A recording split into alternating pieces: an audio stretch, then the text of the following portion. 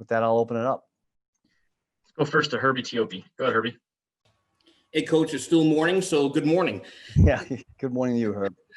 Last week you had mentioned wanting to keep the defense so they don't become complacent. This week against the Jets team, that on paper suggests that you guys should win. But how important is that message of not getting complacent when you face a team like this? Yeah, it'll be the same message. And to me, this is the player and coach. I'm talking about all the guys in the unit in the defensive room.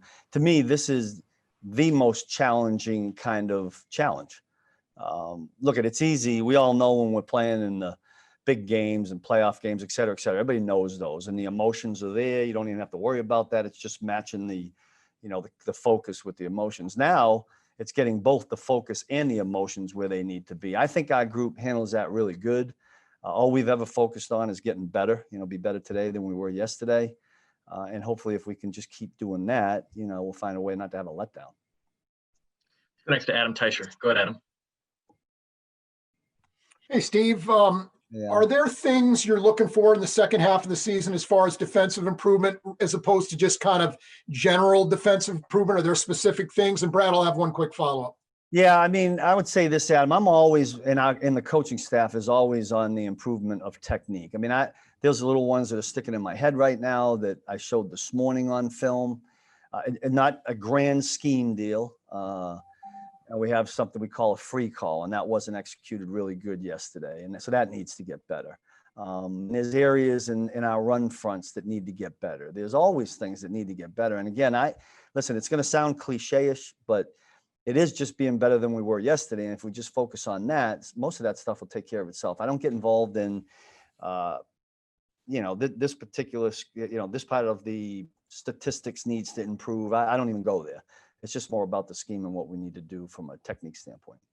Okay, just a couple areas I wanted to get your thoughts on and whether it was reasonable to make significant improvement there. One is red zone and the other one's Definitely. third downs. Yeah, definitely red zone. The third downs always are going to frustrate me. I thought we did better in that last week.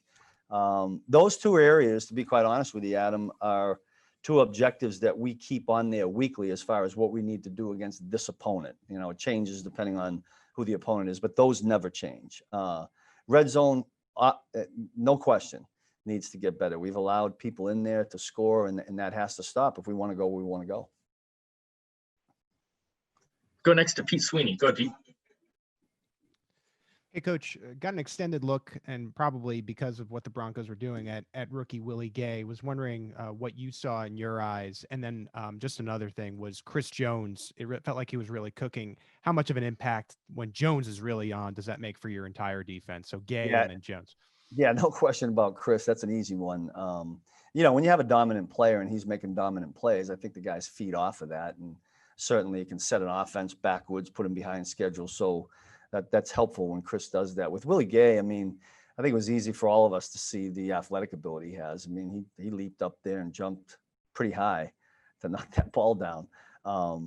We've always known that about him. It's just him getting rep after rep after rep. He's been working in there more with Hitch and Damien, who have been great with him, taking him under their wing. And so we're hopeful that he can just continue and improve, and we'll try to slot him in there where we can. You're right, a couple of weeks ago, based on what the opponent did, it didn't dictate him being in there as much. And certainly this past week, he got in there quite a few more reps. Let's go next to Nate Taylor. Go ahead, Nate.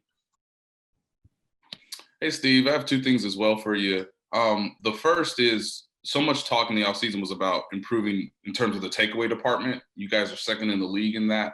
Just why do you feel like you guys have been better so far this year with the ability to take the ball away to give the offense maybe a short field or two?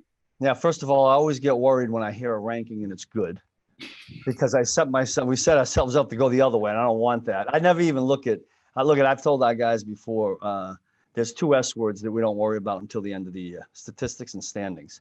But you mentioned it, so I'll go there. I don't listen. There's no key reason here. We're always pounding and emphasizing punching the ball out, and production's at the ball, et cetera, et cetera. And Jim Johnson, who I worked with and for in Philadelphia, used to say it all the time. Sometimes they come in bunches, and they have come that way. It'd be nice if that continues. But my message really is we can't rely on that, because if you don't get them, you got to be playing good enough defense where you keep people out of the end zone and off the scoreboard. And certainly Turnovers help, but you're not always going to get them. So keep our fingers crossed they keep coming. Let's go next to Todd Lebo. Go ahead, Todd. Coach, I guess I say good afternoon now because it's afternoon. But you mentioned earlier about the challenge of being ready for a team like the Jets that haven't won a game yet this year.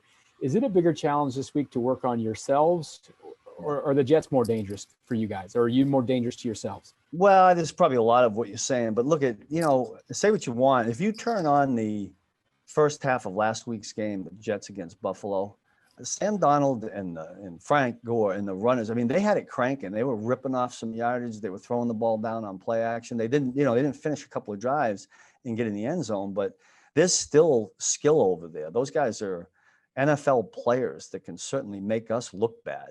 So we're not taking anybody for granted. We got a great deal of respect for the coaching staff that they have there, the players that they have. We're never going to disrespect anybody. We are going to focus on ourselves and what we need to do, because I think we do that every week. Doesn't matter what team we're playing. So keep our nose to the grindstone and keep working and find a way to play good defensive football on Sunday. Got time for two more. We'll go Matt Derrick and then Steve Walls. Go ahead, Matt. Hey, Coach, you've had some injuries you've been dealing with on the defensive line, and last week you got Colin back. This week you're getting Mike Dana back to practice. Just curious, what with Colin you saw last week that you liked, and how's Mike Dana looking so far? Yeah, Mike looks great. The training staff has done a great job getting him ready. So we think we're going to be okay there. Colin, he had one really good play at the end of the game where he, what I call face-up tackled a guy right in the hole, which we need. You'd have to ask him if he feels like I haven't really asked him that question, if he feels like he's 100% yet, but it usually takes a little while with that kind of injury. You got to get your feet wet a little bit and get in the game. So fortunately for us, he was able to get in there this past weekend, but we need all the big guys. I mean, they go up, like you said, we've had some injuries there. Guys have been up and down. So keep enough of them healthy to take care of the things we need to do up front. Let's go ask Steve Walls. Go ahead, Steve. Hey, Coach. Tyron said after the Raiders game, and I know it was a couple weeks ago, but that they were successful because they caught you guys in different coverages. I know you were successful last week on the defensive side, but has it been a point of emphasis for you to disguise those coverages in different ways? We always do that, Steve. It's been a while to go back and think about what happened on those. I know they had some explosive pass plays, but when teams do get explosive pass plays on you, that's a recipe for not good defensive football. So certainly the guys took it upon themselves to make sure that didn't happen. We've called things a certain way to try to help that. But yet we got to find a way to not have them run the ball as much as they did. So everything's kind of dictated by how the game's going, but we'd like to be a complete unit, play really good against the run, not allow the explosive pass plays, and get off the field on third down. Ball gets in the red zone, stop them down there. So we're looking to do all of that. Certainly there's some areas we need to get better at. Coach, we appreciate your time. Thanks for joining us. You got it.